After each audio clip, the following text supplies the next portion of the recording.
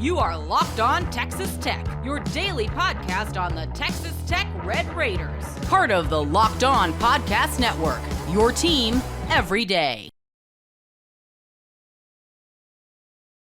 Changes a little bit now as we get into Big 12 play and you hit the road and you got to make some decisions as to who's traveling or otherwise. Obviously, the availability or injury report impacts these things, but sometimes other things impact these things as well.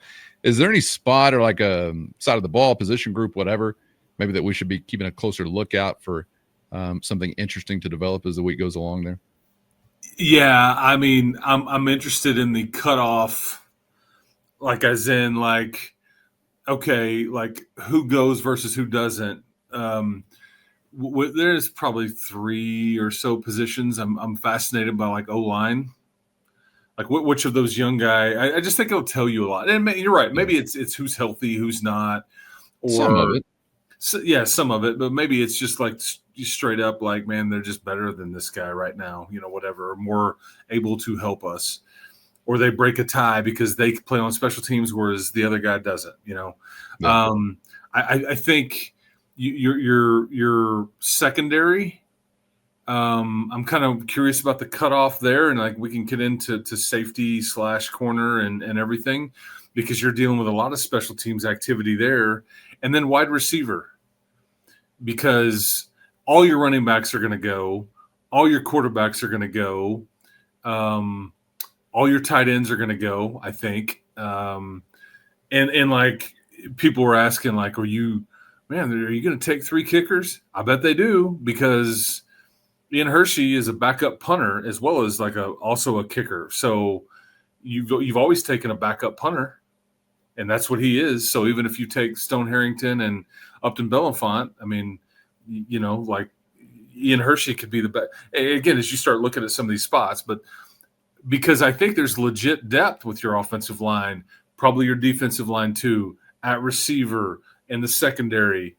But where does it? You know, where are we hitting that line? And like, hey, man, you got to stay home this week, you know, and that's, you know, there's some young players that you would go, okay, well, and again, is it, hey, man, well, he was late to a meeting this week, so we're going to go ahead and that helped decide what we're doing. All that plays out. That's what I mean by it could be all sorts of things. 1,000%. In school this week. Yeah, 1,000%. But you would like to. It'll be curious to see who is in Utah and who's not. And we may not know all the reasons, but this is the first time that this staff on this particular team, one of the deeper teams that they have ever had, has to make this particular decision. And you think, man, you got 22 starters and you're traveling 74. 74 players isn't near as much as you think it is. When you start factoring all the coverage units, special teams units, all the things. So anyway, that part, yeah, will get sorted out really, I guess, starting this afternoon at practice, and again tomorrow, and then again Thursday. I'll walk through on Friday, because sometimes those decisions even get made or finalized after walkthrough on a Friday.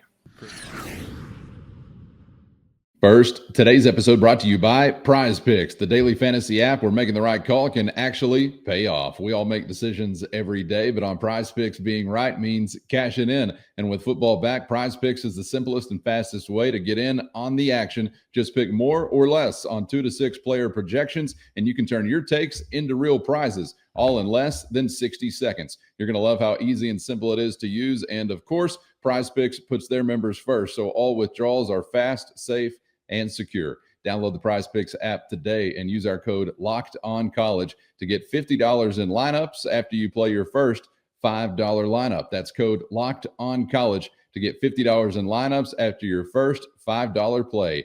With Prize Picks, run your game. Yeah. Like, hey, you go home. Hey, you go get your stuff, pack it up, go get on this bus and this plane, and let's do this thing. I mean, so I know we're going to get out of here, but you mentioned the kickers, and that just got my wheels turning really quickly, because we had, I think, heard a comment from both Coach McGuire and Coach Perry about feeling like you'll have a competition sorted out as you're leaving the non-conference. Well, here we are. You mentioned Ian Hershey, who I think actually got a kick for the first time this season, an extra point, I think it was, this last week, which was kind of interesting in that almost seemed to broaden it. I'm not going to try to extrapolate too much from some garbage time stuff, so maybe it's nothing.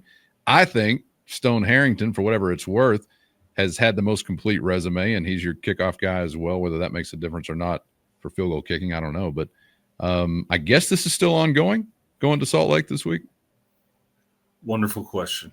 And we're out of time, Chris. Let's tackle it on because fill in the blank. Yeah. It's 21-19. It's your ball. It's 37 seconds left. You're on the 31-yard line, and you're trying to go 1-0 in the league versus 0-1. Who goes out there? I tend to think that's Stone Harrington. I really do. So, yeah. Now I say that without knowing what else is going on up until that point in the game. So that could change in the first nearly 4 quarters. And why did I land on 21-19? That's a very difficult score to achieve, but you get what I'm saying. He's channeling. Yeah. But that's not necessarily something I would be super comfortable with. Yeah. Right? Oh my God. I'm thinking about it. I'd really like to maybe get a hold of Utah and see, are you planning on a tight one in the fourth quarter, or what do you guys want to work up? Do we need to really care about that this week, or whoops? Just like you began the episode talking about these 1-score ball games. Here we go. And I think we're still in sort of an unsettled kicking situation, though I do think that hierarchy is still the way it was coming into the season. So if that's unchanged, then maybe it is more settled than we think. And yet all Belenfant is done wrong is missed 1 extra point in a blowout. Yeah. That's really the only hiccup he's had. To me, Chris, I didn't even think about that, honestly. I kind of let that slip. I'm just thinking there's an edge for Harrington. He came in, I think hierarchy had him at the top. He has the 40-something. Was it 9 or 6 or I think something to his credit like that. That was a lot. Yeah. No. The field goal. I think he had a longer one, didn't he? Yeah. He's made a 47-yarder. Yeah. So he just had that opportunity. He made good of it. We didn't have many of those opportunities otherwise. So thin margin, but something to pay attention to. And back into the 1-score conference as far as the difference between these teams. Usually, here we go. Buckle up. All right, we got to get out of here. Some things to consider and things to revisit, of course, as we roll through the week. So I hope you'll stay with us. Get subscribed on YouTube or anywhere you get podcasts so you never miss an episode. Chris, appreciate the insight and the time as always, man. Enjoyed it. And we'll see you for the next one. Yeah, man. Keep hope alive, people. We'll talk to you next time. Big week around here for the Red Raiders and the Utes. Things will be sorted out, and it kind of feels like whoever's coming up short on Saturday, though clearly not ruled out of anything, you feel like you're going to be taking the long way around to try and get back to where both these teams obviously want to be. So can't wait to get to that, but can't wait to get to the next round with you. Appreciate your time as always, and thanks to the everydayers for always being out there in the Matador Mob. Hit our show notes and find a link to a free 14-day trial. That's your direct line to Chris and myself with one-on-one text sent straight to your phone. For Chris, I'm Casey. As always, we hope to see you back for the next round on Locked On Texas Tech.